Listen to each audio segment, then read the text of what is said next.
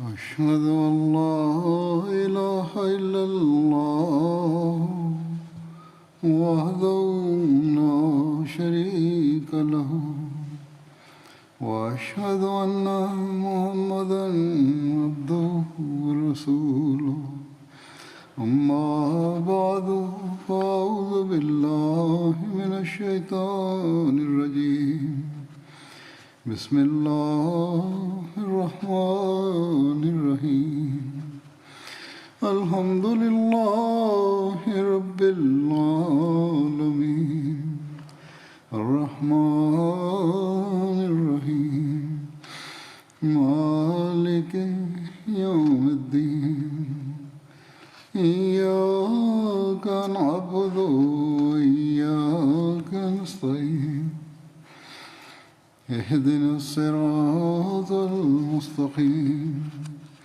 صراط الذين أنعمت عليهم غير المغضوب عليهم ولا الضالين. Bismillahirrahmanirrahim. Hazreti Halifatul Mesih kaže: u prošloj hudbi sam govorio o izboru halife i kako je Hazreti Ebu Bekr radijallahu anhu bio izabran za halifu. U Tarih At-Tabari je zabilježeno da je tada Hazreti Habib el-Munzir ustao i rekao: o Ensarije, držite ovo u svojim rukama jer su ovi ljudi trenutno kao pod vašom brigom, to jeste muhadžiri, govorio o njima. Niko neće imati moć da vam se suprotstavi i neće se suprotstavljati kao vi ste časni ljudi, bogati, moćni, spremni, iskusni ratnici i hrabri ratnici. Ljudi su se okrenuli prema vama kao da vide šta ćete da odlučite. Onda vi trebate odlučiti, nemojte da budete nesložni, jer vaše mišljenje može da kao stvori neslogu među kao ensarijama i ovo može biti upotrebljeno protiv vas. Onda ako muhadžiri odbiju ovo kao njegov prijedlog, kao što oni predstave, onda treba da bude jedan vođa kao iz ensarija, a drugi muhadžir, ako muhadžiri odbiju da ensarija bude vođa. Hazreti Omer radijallahu anhu je rekao: ovo je nemoguće, kao što je nemoguće staviti mnogo mačeva u jedan oklop. Tako mi Allaha, kao Arapi vas neće prihvatiti, dok je njihov poslanik sallallahu alejhi ve sellem bio iz drugog plemena, a ne iz vašeg. Kako god, ništa neće zaustaviti Arape da prihvate vođu iz poslanikovog sallallahu alejhi ve sellem plemena. Dalje, ako iko bude odbio ovaj prijedlog, oni će imati razlog da opravdaju koji je razlog zato što je vođa iz ovog plemena. I kao ko će se tad buniti o liderstvu Muhameda sallallahu alejhi ve sellem, mi smo svi ili prijatelji ili porodica poslanika sallallahu alejhi ve sellem. Uba bin Munzir je rekao: o Ensarije, odlučite o ovome sami. Ne slažu se svi sa ovim prijedlogom. Oni žele da se ne prihvati vaš prijedlog i kao oni će da uzmaju vaš dio bogatstva i kao trebate istjerati iz svog mjesta i preuzmite svu kao vlast u svoje ruke, jer tako mi Boga, vi ste najzaslužniji za ovo kao liderstvo. Vaši mačevi su učinili da sve da svi budu poslušni ovoj religiji i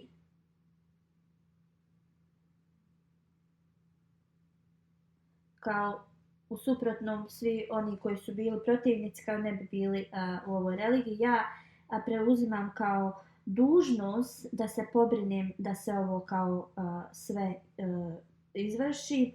Tako mi Boga, ako želite, ja ću da se pobrinem da se ovo kao sve završi kako treba. Hazreti Omer radijallahu anhu je rekao, ako ovo uradiš, Allah će te zaista uništiti. Hazreti Hubab je odgovorio, ti ćeš biti uništen. Tad je Hazreti Ebu Ubejda rekao, o Ensarije, vi ste na čelu, ljudi koji su pomoćnici religije, ne bi trebali biti prvi koji će da mijenjaju religiju. To je rekao Ensarijama. Onda Bešir bin Saad je rekao, o Ensarije, kao priliku koju ste dobili da se borite protiv idolopoklonika i službu, kao da služite, priliku da služite islam na samom početku, je bilo da bi postigli Allahovo zadovoljstvo i kao radili ste sve to zato što ste bili poslušni našem poslaniku sallallahu alejhi ve sellem. Ne priliči nama da se smatramo iznad drugih. Mi ne žudimo ni za kakvim kao ovosvjetskim koristima. Ovo je Allahova blagoslov. Slušajte časnog poslanika sallallahu alejhi ve sellem. Kao časni poslanik sallallahu alejhi ve sellem je zaista od Kurejšija i njegovo pleme zaslužuje liderstvo iznad nas. Kunem se Allahom i svjedočim, ja se neću raspravljati o ovoj temi sa vama. Rekao je kao, bojte se Allaha i nemojte se raspravljati s njima u vezi ovoga. Drugi hadis prenosi Hazreti Omerov govor tad, kad su Ensarije bili u dvorištu Benu Saida i poslije toga što su predstavili da jedan vođa treba biti Ensarija, jedan muhađir. Hazreti Omer radijallahu anhu je, kao što smo prije spomenuli, rekao da ne možemo staviti dva mača u jedan oklop, kao jedan te isti oklop. Jednostavno kao neće stati fino. Onda je uzeo ruku Hazreti Ebu Bekra i rekao, ko posjeduje ova tri kvaliteta? Rekao, kad je poslanik sallallahu alejhi ve sellem rekao, nemojte se bojati, Allah je uz nas. Ko je bio taj ashab uz časnog poslanika sallallahu alejhi ve sellem kad je ajet objavljen? Hazreti Omer je prije toga naveo ovaj ajet iz Kur'ana. Onda je rekao iz huma fil gar, što znači kad su oba dvojica bili u pećini. Koja su ta dvojica ljudi koji se spominju u Kur'anu? La tahzen inna mana lana. Hazreti Omer je nastavio, nemoj da se kao bojite, Allah je uz vas. Allah je uz nas. Nemoj da se bojiš, Allah je uz nas. Ko je bio tad uz poslanika sallallahu alejhi ve sellem? Kad je ovo rekao, Hazreti Omer radijallahu anhu je dao zakletvu Hazreti Ebu Bekru kao halifi i onda je rekao drugima da uzmu zakletvu od njega.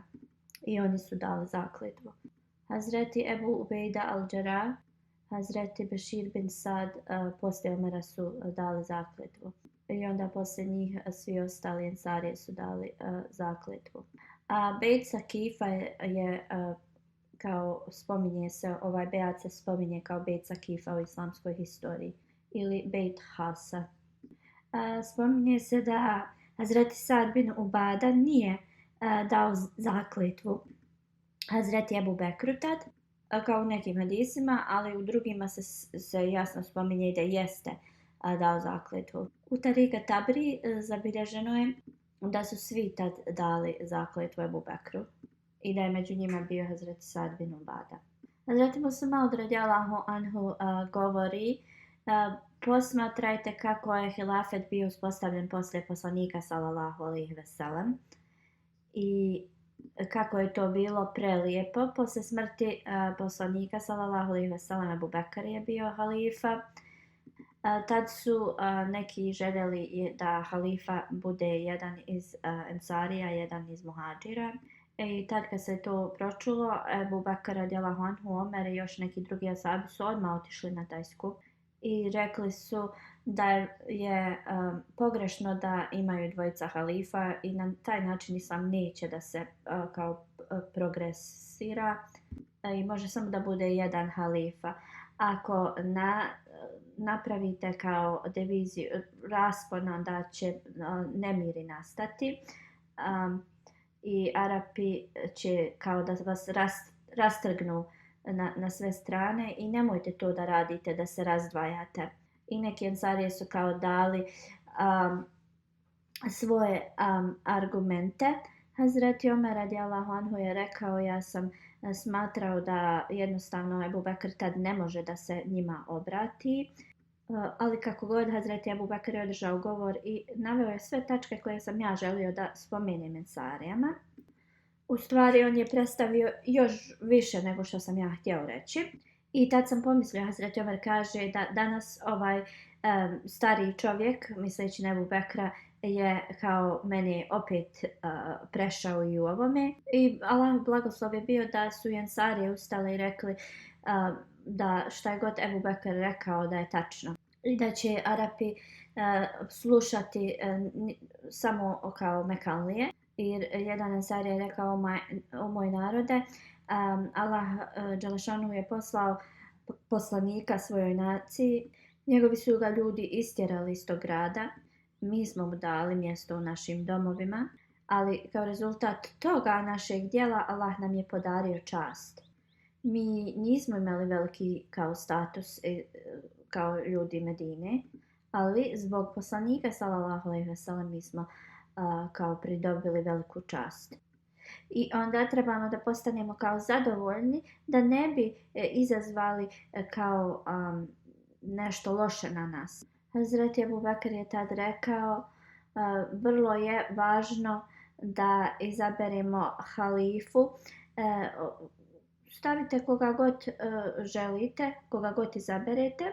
Ja nemam nikakvu želju da postanem halifa. Dalje je rekao, Ebu Ubejda el-Đarah, poslanik mu je dao sallallahu alejhi ve sellem titulu kao čuvar umeta. Donite zakletvu njemu. Znači ima Omer, ne spomenuo Omera radijallahu anhu, što poslanik je rekao da je to uvijek kao izvađeni mač islama. Donite zakletvu njemu. Hazreti Omer radijallahu anhu je rekao, Ebu Bekre, to je dovoljno, daj mi svoju ruku da ti dam kao zakletvu. Allah Đelešanu je dao ovu kao hrabrost Ebu Bekru i on je prihvatio njihovu zakletvu. Zabilježeno je da je poslanik sallallahu alejhi ve sellem preminuo u ponedjeljak i da su ljudi pred kraj ponedjeljka, kao na večer, predvečer dali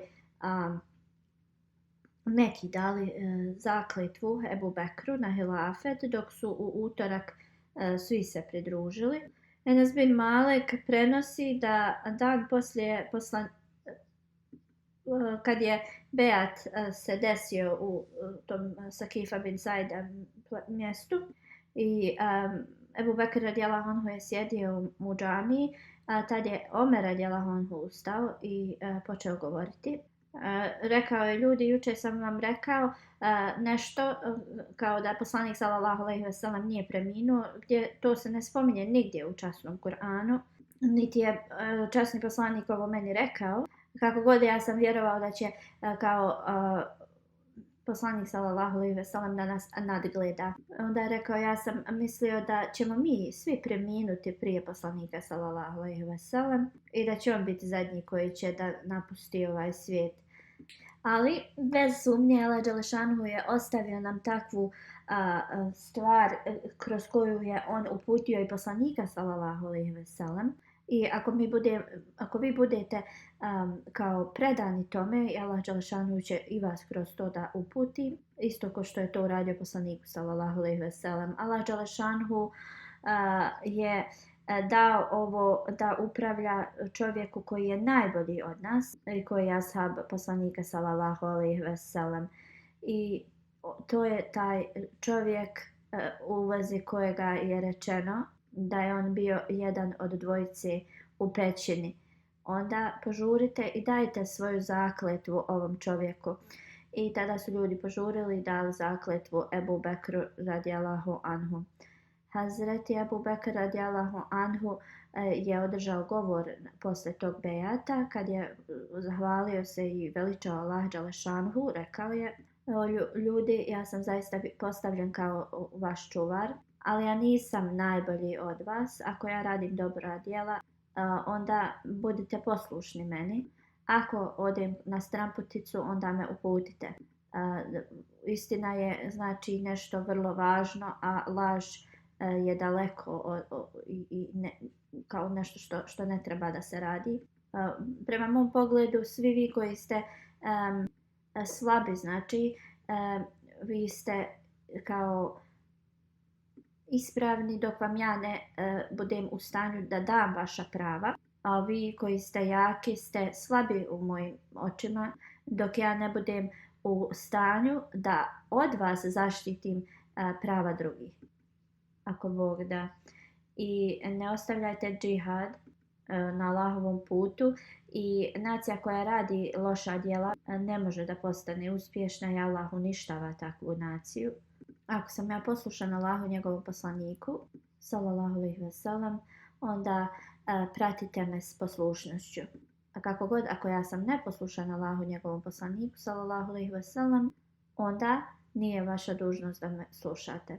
Sad ustanite za namaz, neka Allah kao podari svoju milost na sve vas. Postoje mnogi hadisi koji govore u vezi bejata Hazreti Alija radijallahu anhu, Hazreti Ebu Bekru. Tabrih Habib Abi Sabit prenosi. Hazreti Ali je bio u svojoj kući kad je neko došao i rekao da Ebu Bekr uzima zakletvu od ashaba. Hazreti Ali je bio u svom običnom nekom mantilu. Odmah je krenuo u takvom obučenom stanju, nije mantil stavio ništa, znači samo je požurio da ne bi zaklasnio da da zakletvu Ebu Bekru radijallahu anhu njegovom hilafetu. Onda je sjeo pored Ebu Bekra radijallahu anhu i poslao je nekoga da mu donese njegovu odjeću. Neki hadisi znači su različitog mišljenja. Neki kažu da 6 mjeseci Hazreti Ali nije dao zakletvu Ebu Bekru i kao da je dao zakletvu Ebu Bekru radijallahu anhu kad je Hazreti Fatima radijallahu anha preminula. Dok drugi hadisi nam govore da je to uradio odmah. Hazreti Abu Sejd Hudri radijallahu anhu prenosi, kad je Hazreti Ebu Bekr radijallahu anhu uzeo zakletvu od Ensarija i Muhadžira, ustao je na mimber i razgledao je i primijetio je da Hazreti Ali nije bio prisutan. Pitao je gdje je Hazreti Ali. Neki Ensarije su doveli Hazreti Alija radijallahu anhu. Hazreti Ebu Bekr radijallahu anhu je rekao: o rođače i zete poslanika sallallahu alejhi ve sellem, da li ti želiš da razoriš jačinu muslimana? Hazreti Ali je rekao: o halifo poslanika sallallahu alejhi ve sellem, molim te nemoj biti strog prema meni. I onda je dao zakletvu Ebu Bekru, ali Alama ibn Kathir prenosi Hazreti Ali ibn Abi Talib je dao zakletvu Ebu Bekr radijallahu anhu prvi ili drugi dan poslije smrti poslanika sallallahu alejhi ve sellem. I ovo je istina. I ovo je istina zato što nije nikada kao bio neposlušan i nije odbio da klanja iza Ebu Bekra radijallahu anhu. Običaj Mesija alejhi selam kaže Hazreti Ali, neka Allah podari čast njemu, je ispočetka bio malo kao neodlučiv da da zakletvu Ebu Bekru radijallahu anhu. Kako god kad je stigao kući, Allah jedino zna šta je kroz njegovu misli prošlo. On je došao na tu zakletvu, nije ni turban stavio, znači neobučen kako inače ljudi se oblače kad izađu iz svoje kuće. Stigao je na tu zakletvu. I poslije je naredio da mu se donese njegov turban. I izgleda da je znači misao koja je prošla kroz njegovu kao misao koja mu je došla jeste da ne želi da zakasni ili koji će grijeh biti ako on se ne pridruži tome.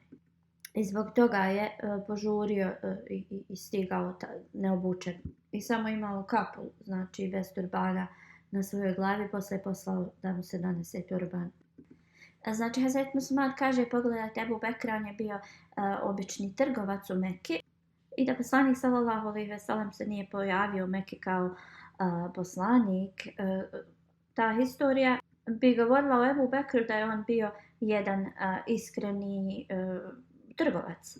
ali zbog njegove poslušnosti, iskrenosti prema poslaniku sallallahu alejhi ve sellem u cijelom svijetu Hazreti Ebu Bekr je poznat.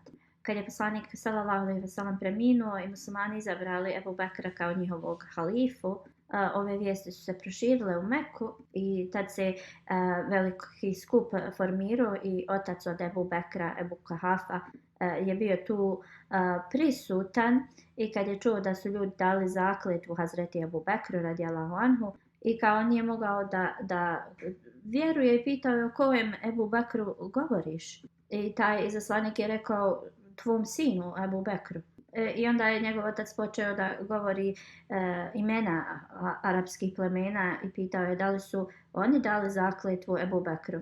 I kad mu je bilo rečeno da su svi, znači, cjelokupno dali zakletvu Ebu Bekru kao njihovom vođi, novom halifi, onda Ebu Kuhafa je rekao Ešhedu an la ilaha illallah wahdahu la šarike lehu wa ešhedu anna Muhammedan abduhu ve rasuluhu.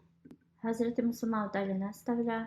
Iako je Ebu Kuhafa bio već musliman i dao zakletvu poslaniku sallallahu alejhi ve sellem, razlog zašto je on šehadet naveo jeste zato što je hilafet Ebu Bekra radijallahu anhu jednostavno novo shvatanje da je islam zaista istinita vjera. Rekao je u drugom smislu, moj sin nije bio neko ko bi cijela Arabija bila, znači, ujedinjena ispod njegovog vođstva. Hazreti Musa Maud ovo spominje na drugom mjestu. Hazreti Musa Maud navodi isti ovaj detalj i onda kaže da njegov otac nije mogao i dalje da vjeruje i pitao je koji je Ebu Bekr i onda je rekao Allah je najveći, kako je to prelijep dokaz Allahove vjere da Arapi su ujedinjeni ispod jednog halife. Znači, Ebu Bekr koji nije imao nikakav neki specijalnu čast ovo svjetsku, ali zbog poslušnosti poslaniku sallallahu alejhi ve sellem, Allah mu je dao toliku čast i toliki broj ljudi na današnjici je kao ponosan da su znači sljedbenici iste vjere od Ebu Bekra radijallahu anhu. Hazreti Halifatul Mesih prvi radijallahu anhu kaže Allah dželešanhu nikada ne ostaje dužan nikome. Koliko god osoba da nešto na Allahovom putu ili Allahovoj vjeri, Allah stotinama hiljada puta to uzvrati. Pogledajte primjer Ebu Bekra, on je živio običan život u Meki, ali Allah dželešanhu je toliko to znači nagradio da je on bio kao jedan kralj velikog kraljevstva, to je kroz njegov hilafet. Poslanik sallallahu alejhi ve sellem je sanjao u vezi hilafeta Ebu Bekra radijallahu anhu. Abdullah bin Umar radijallahu anhu prenosi da je poslanik sallallahu alejhi ve sellem rekao sanjao sam da sam stojao pored bunara i uzeo sam kao posudu da vadim vodu. Onda je Ebu Bekr došao, izvadio je jednu ili dvije kante vode na način da je imao velike poteškoće da to uradi, ali kao Allah je pokrio taj njegov poteškoće te njegove i pomogao mu je. Onda je Omer bin Hatab došao i ta kanta je postala još veća i nisam nikada vidio osobu kao Omera radijallahu anhu, osobu koja je to tako spretno uradila, znači iscrpala tu vodu.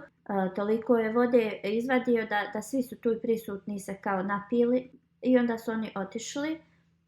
San Ebu Bekra radijallahu anhu prenosi se da je sanjao da je nosio neku odjeću od jemenskog platna. Kako god imala je 2 fleke na prsima. Hazreti Ebu Bekr je rekao ovaj san svoj poslaniku sallallahu alejhi ve sellem i poslanik sallallahu alejhi ve sellem je rekao jemenski, znači ta odjeća, Allah će ti podariti dobro potomstvo, a te 2 fleke imat ćeš liderstvo 2 godine. Drugim riječima, bit ćeš vođa muslimana 2 godine. Neki detalji u vezi koliko je Ebu Bekr dobivao kad je bio izabran za halifu mjesečno kao je to plata ta mjesečna. Kad je bio izabran za halifu, došao je u Medinu i kad je kao predstavio sve njegove dužnosti koje treba da izvršava kao halifa, jednostavno je shvatio da neće moći više da radi trgovinu. I znači morao je, da bi izvršavao dužnosti halife, napustiti njegov trgovački biznis, ali je i dalje bio znači on odgovoran da zarađuje za svoju porodicu i znači napustio je taj svoj trgovački biznis, ali je dnevno uzimao iz blagajne da bi jednostavno mogao da hrani svoju porodicu. Bilo je odobreno da 6000 dirhama dnevno uzima i ovo je bilo dovoljno da znači on hrani svoju porodicu. Kad je prišlo blizu njegove smrti, Hazreti Ebu Bekr radijallahu anhu je rekao svojoj porodici da sav novac koji je on uzeo kao te državne blagajne oni vrate.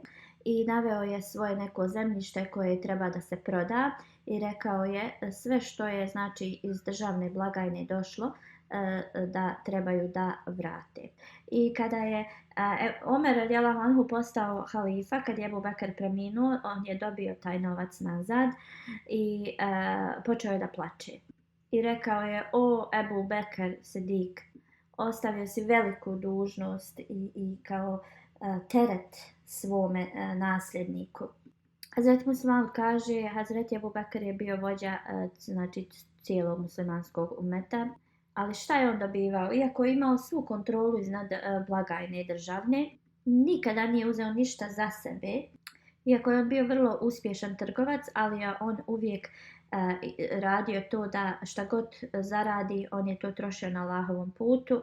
I kad je poslanik sallallahu alejhi ve sellem preminuo, tako se desilo da on nije imao nikakvog znači novca. Sljedeći dan kad je poslanik preminuo, Hazreti Ebu Bekr je uzeo jednu vreću sa odjećom i otišao da proda. Hazreti Omer ga je sreo i pitao ga je šta radi.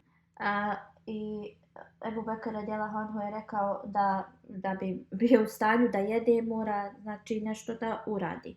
Znači ako ne proda ovu odjeću, kako će da zaradi nešto za svoje potrebe.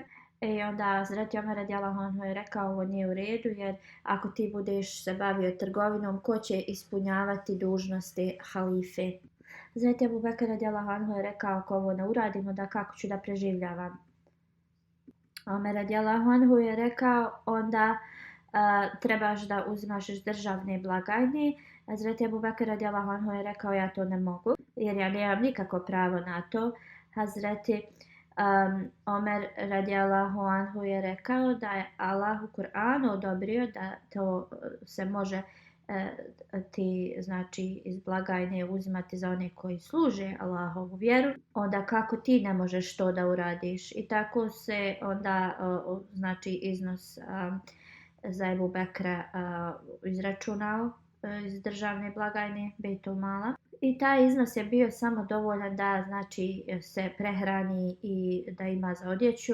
Hazret Ebu Bekrov hilafet je bio najkraći od Hulefaj Rašidin i bio je malo više od 2 godine. Iako je bio toliko mali period, smatra se jedan od najuspješnijih kao vremenskog razdoblja u vremenu Hulefaj Rašidin. Dok je govorio o ovome, obećani Mesija alejhi selam kaže da je Hazreti Aisha radijallahu anha rekla: kad je moj otac izabran za halifu i kad mu je Allah podario ovo liderstvo, na početku hilafeta je imao razne probleme, kao tvrdnje o lažnim poslanicima, da su lažni poslanici, neki su tad tvrdili, i izdaje nevjernika. Toliko problema je imao da su kao da su ovi problemi pali na planinu, slomila bi se i ta planina. Kako god, Allah mu je podario sabor i poslije oni koji su tvrdili da su poslanici, ovi lažni poslanici u njegovom vremenu, su bili ubijeni. Situacija se je popravila, Allah je sačuvao muslimane od poteškoća i promijenio je stanje iz straha u sigurnost i mir. Uspostavio im je njihovu vjeru i osramotio je one koji su pokušavali da naprave nemir. Allah je ispunio njegovo obećanje i uništio je vođe protivnika. Srca nevjernika su bila u takvom stanju da su morali priznati svoju grešku. Ovo je zaista Allahovo obećanje koje je Allah dželešanuhu ispunio. I onda Hazur kaže, razmislite kako su svi kvaliteti ispunjeni kroz hilafet Hazreti Ebu Bekra radijallahu anhu. Od samog početka hilafeta Ebu Bekra radijallahu anhu on je prošao kroz 5 različitih poteškoća, kao na primjer tuga za poslanikom. Jedna od njih onda izbor za hilafet, sve što se desilo bez toga, onda razdor muslimanskog umeta, odlazak u sama sa armijom, onda oni koji su se nazivali muslimanima, a nisu htjeli da plaćaju zekat. Onda peti poteškoća je bila peta, pobunjenici koji su počeli da tvrde da su oni kao ovi lažni poslanici i počeli su da napadaju muslimane. I detalje u vezi kako je Ebu Bekr radijallahu anhu savladao sve ove poteškoće u toku svog hilafeta ću spomenuti u budućnosti. Halifat al-Mesih peti kaže, želim da predstavim odlomak iz pisanja obećanog Mesija alejhi selama u vezi sličnosti Hazreti Ebu Bekra radijallahu anhu i prvog halife poslije Musa alejhi selama koji se zvao Juši, sin od Nun, i poteškoće koje je Ebu Bekr radijallahu anhu prošao i pobjede i uspjehe koje je postigao. Obećan Mesija alejhi selam kaže, ajet koji govori u vezi sličnosti Musaove i poslanikovog nastavka je sljedeći. Prijevod tog ajeta je, Allah je obećao onima koji vjeruju i rade dobra djela da će im on zaista učiniti nasljednicima na zemlji, kao što je uradio da oni prije njih imaju nasljednike. Kad razmislimo o riječi sličnost, usporedimo Musaovo vjerovanje i poslanikovo. Sličnost je koju je također pokazao obećan Mesija alejhi selam, koji se smatra zadnjim halifom poslanika sallallahu alejhi ve sellem. Ebu Bekr radijallahu anhu je imao sličnosti sa ovim jevrejskim Juši, sinom od Nun. Poslije poslanikove sallallahu alejhi ve sellem smrti Allah ga je izabrao za halifu i podario mu mudrost i znanje više nego bilo kome, do te mjere da sva katastrofa koja se mogla desiti u muslimanskom ummetu u vezi, na primjer, Isa alejhi selama, sina Merjeminog i njegovog kao tog vjerovanja da je on i dalje živ, ali Hazreti Ebu Bekr radijallahu anhu je otklonio. Onda također prva osoba koja je bila obavještena u vrijeme poslije Musa alejhi selama smrti o istini bio je Juši, kao što je spomenuto na početku u jednom od poglavlja Biblije u vezi smrti Hazreti Musa alejhi selama.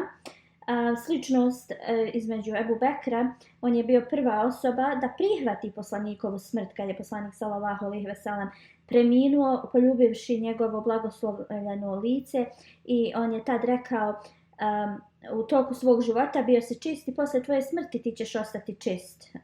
Onda pred velikim brojem ljudi otklonio je ovu zabunu u vezi poslanikove smrti. Isto kao što je Juši odstranio one neprijatelje vjere u Musaovom vremenu, koji su širili kao tad razne glasine, i na isti način to je uradio i Ebu Bekr u vrijeme posle smrti poslanika sallallahu alejhi ve sellem.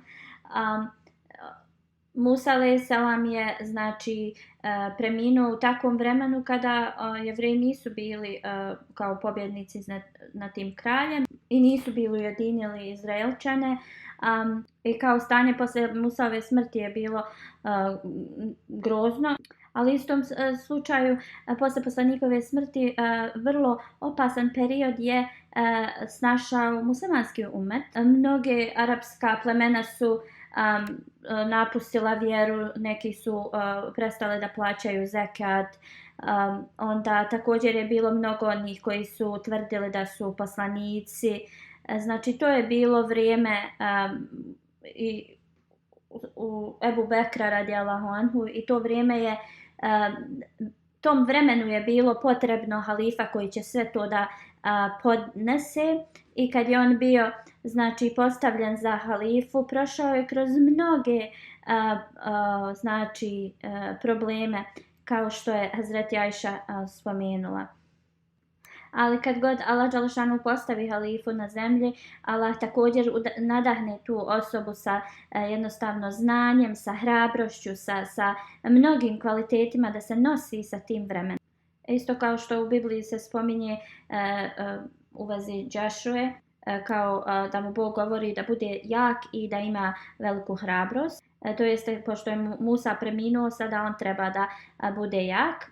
Isto je znači Ebu Bekru bilo objavljeno ne kao objava koja spada u šerijat, ali na njegovo srce, da on mora tako da to podnese. I ako usporedimo Juši sin Nunov i Ebu Bekr bin Ebu Kuhafa, znači nalazimo mnoge sličnosti. Također obećani Mesija kaže, inače ako uspoređujemo dvije znači zajednice, inače se uspoređuju prva osoba poslije kao poslanika i zadnja osoba u toj kao zajednici. Ako usporedimo, na primjer, jer je teško sve osobe usporediti koje su imale neki znači učinak u tome, i ako usporedimo ovog Juši sina Nunovog i Ebu Bekra radijallahu anhu, imamo toliko sličnosti također. I ako usporedimo Isa alejhi selama koji dolazi na kraju Musave te perioda i ovog obećanog Mesiju muslimanskog umeta, također ćemo naći te sličnosti. I ako obećan Mesija kaže usporedimo Juši i Ebu Bekra radijallahu anhu, mislimo skoro da je to jedna te ista osoba. I poslije smrti Musa alejhi selama svi ovi Izraelci su se okrenuli prema Juši i bili su mu poslušni. I također se desilo u vrijeme Ebu Bekra ovako, iako su svi plakali za poslanikom sallallahu alejhi ve sellem, svi su prihvatili hilafet Ebu Bekra radijallahu anhu, i tako možemo da vidimo velike sličnosti između ove dvojice ljudi. Allah je pomogao njih oba dvojicu svojom pomoći, blagoslovio je njihov rad, i Hazreti Ebu Bekr radijallahu anhu je bio u stanju da uništi sve one koji su tvrdili da su ovi poslanici i pobunjenici. Tako da su ashabi mogli da shvate da je Allah uz Ebu Bekra radijallahu anhu kao što je bio uz poslanika sallallahu alejhi ve sellem. I također posle smrti, još jedna sličnost, posle smrti Musa alejhi selama, Juši je morao da pređe preko jedne vrlo opasne rijeke koja se zvala Jordanska rijeka sa svojom armijom, i prelazak preko te rijeke je bio kao nemoguć, ali da nisu, ako ne prođu preko te rijeke, kao Izraelci će biti uništeni. I u to vrijeme Allah dželešanu znači je pomogao ovog Jušija sina Nunovog, i Allah je učinio da ta rijeka presuši, tako da spasi njega i njegovu armiju. Posle poslanika sallallahu alejhi ve sellem, Ebu Bekr i njegova armija također je kroz sličnu period prošla ili situaciju, i bila je više opasnija situacija koja se širila cijelom Arabijom. Allah dželešanu je rekao u vezi ovih arapskih beduina u časnom Kur'anu, prijevod ajeta, da Arapi iz pustinje govore mi vjerujemo. Reci im, vi niste još povjerovali, radije recite da smo se kao predali, jer prava vjera nije još ušla u vaša srca. I ovo je zaista što se desilo, kaže obećani Mesija, i oni su se svi odstranili, znači od vjere. Neki nisu htjeli da plaćaju zekat, a neki su tvrdili da su poslanici, imali su dosta kao tih svojih praćenika i znači njihova vojska je bila mnogo veća nego muslimanska i znači bilo je veća opasnost nego od Jušiju poslije Musa a.s.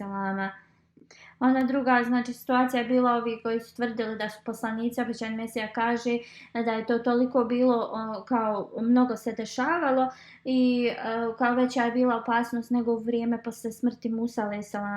I kao Allah je dao Jušiju sinu Nunovom riječi da tvoj Bog koji je tvoj čuvar će uvijek da bude uz tebe i kao da savjet da bude vrlo jak i hrabar. I ovo je što je dalo znači snagu tom Jušiju posle Musa a.s. jer ga je kao Allah ohrabrio ovim riječima. Također Ebu Bekr radijallahu anhu da jednostavno Ebu Bekru Allah dželešanu je dao znači tu hrabrost, jer ako proučavamo taj period njegovog hilafeta da je bilo vrlo opasno vrijeme. I znači to vrijeme da islam nije bio istinska religija koja je došla od Allah dželešanu i da Ebu Bekr radijallahu anhu nije bio zaista Allahov izbor, na taj dan islam bi bio završen. Koliko je znači opozicije bilo. U časnom Kur'anu se spominje prijevod, to jest navodi ovaj ajet od prije da Allah dželešanu je obećao onima koji vjeruju da će učiniti im nasljednicima kao što je učinio nasljednicima i prije njih i da će Allah to uraditi za ovaj umet kao što je to uradio posle Musa a.s. Obećani Mesija je napisao u svojim riječima znači objašnjenje tog ajeta i da će Allah učvrstiti njihovu religiju, to jeste islam, koju je on izabrao za njih i Allah će im dati sigurnost i mir i da će oni samo obožavati njega i neće pridružavati mu partnera.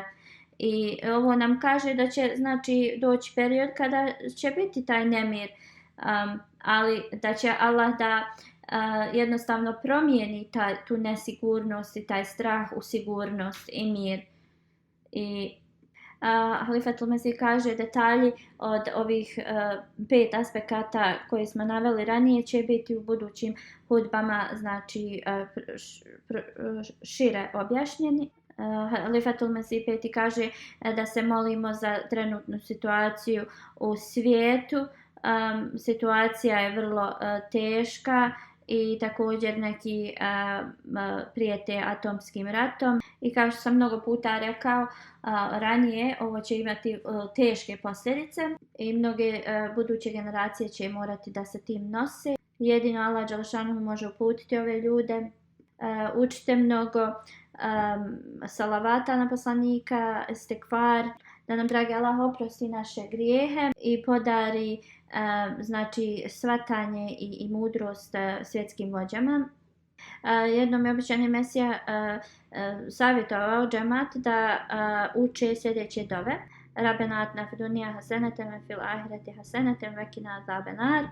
Obećani Mesija je rekao da ovo trebamo da učimo posle ruku u namazu i postoji velika potreba da ova dova se uči, da nas Allah dželešanu blagoslovi i sačuva nas svake džehennemske vatre.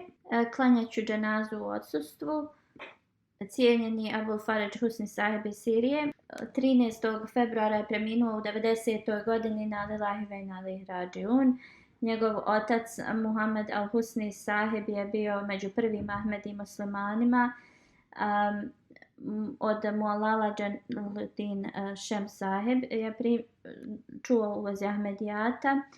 On je bio bratić od Munir sahiba emira prvog u Siriji i rođen je u 1933. godine i bio je inspirisan diskusijom svog Amidže Munir sahiba. Imao je 15 godina i počeo je da plače kad je čuo na radiju učenje Kur'ana. Otišao je svom amidži i rekao da želi da nauči više u vezi Allaha. Dao mu je knjigu obećanog Mesija alejhi selama i znači neka velika promjena se desila u njemu i rekao je svom amidži da želi da da zakletvu. Upoznao je trojicu halifa. 1955. je upoznao Muslima Mauda radijallahu anhu kad je Muslima Maud posjetio Damaskus i tada je također bio u timu za osiguranje Halifatul Mesih II. 1972. godine je otišao u Pakistan i nekoliko mjeseci je proveo sa Halifatul Mesih III. I također je učio tu Urdu i naučio je dosta u vezi džamata i onda je otputovao u Kadijan. 1986. godine je boravio u Engleskoj. U stvari otišao je na Dželsu Salanu i tu je upoznao Halifatul Mesih IV. 2017. godine je također prisustvovao Dželsu Salani Kadijan i tad je održao kratak govor na arapskom na toj dželsi. Bio je vrlo pobožan i njegova djela su uvijek bila prema njegovoj kao govoru. Nije imao djece, njegova supruga nije Ahmedi.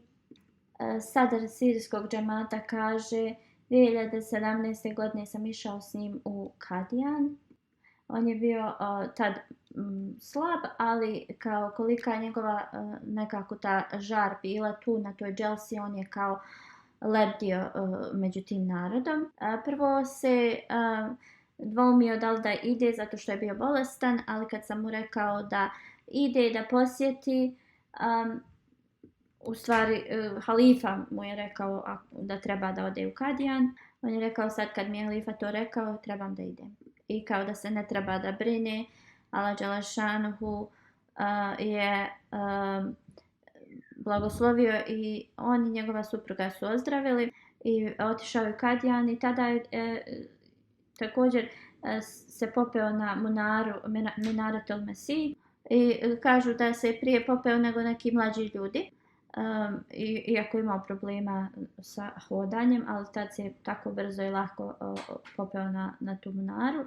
Musallam Durabi Sahib koji je doktor piše, kaže ja i mnogi su svjedoci da je on bio znači toliko blizak sa Allahom. On je trgovac u Damaskusu, mnogi ga znaju.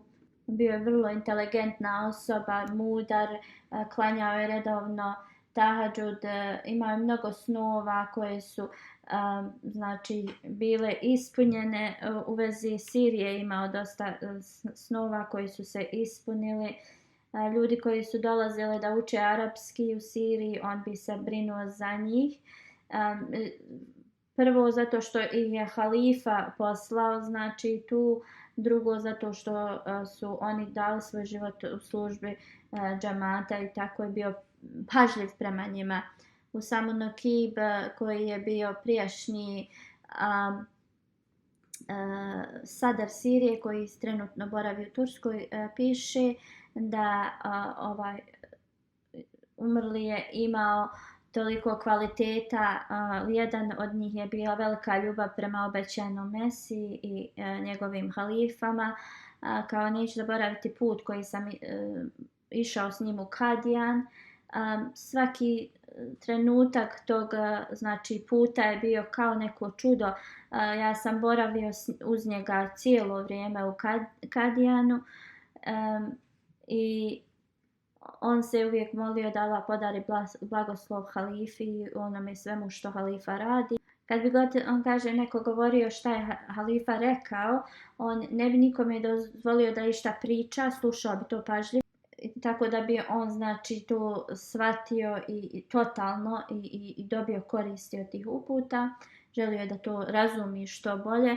Znači davao je sebe u svakom pogledu. Ne bi volio da ga neko hvali. Uvijek bi govorio, bolje da govorite o džamatu ne o drugim osobama. Uvijek je proučavao knjige obećanog Mesija alejhi selama. Osim nekoliko zadnjih godina kad je bio vrlo slab, on bi uvijek učio ili proučavao džematsku literaturu, tafsir Kabir od Musa Mauda radijallahu anhu.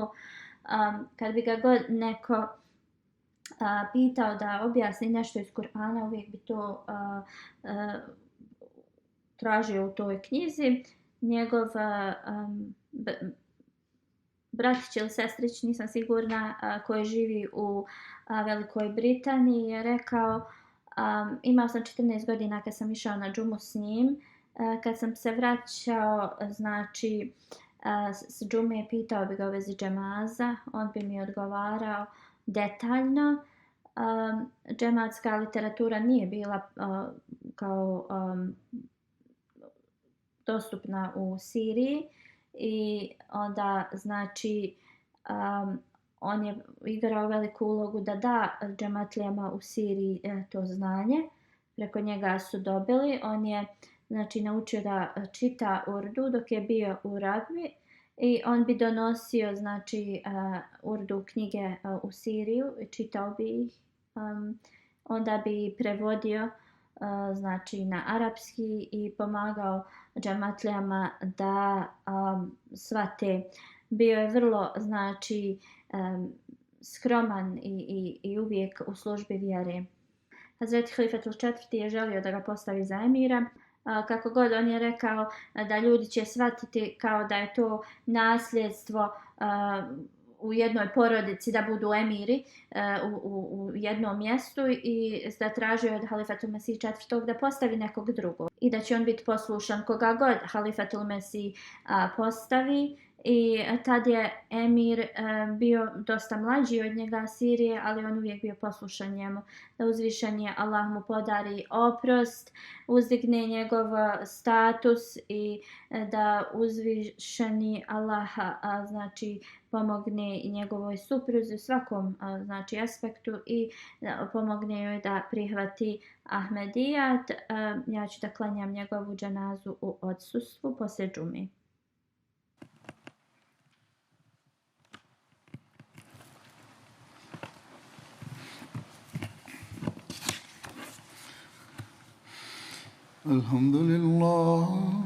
الحمد لله نحمده ونستعينه ونستغفره ونؤمن به ونتوكل عليه ونعوذ بالله من شرور أنفسنا ومن سيئات أعمالنا من يهده الله فلا مضل له ومن يضلل فلا هادي له ونشهد أن لا إله إلا الله ونشهد أن محمدا عبده ورسوله عباد الله رحمكم الله إن الله يأمر بالعدل والإحسان وإيتاء ذي القربى وينهى عن الفحشاء والمنكر والبغي يعظكم لعلكم تذكرون اذكروا الله يذكركم وادعوه يستجب لكم ولذكر الله أكبر.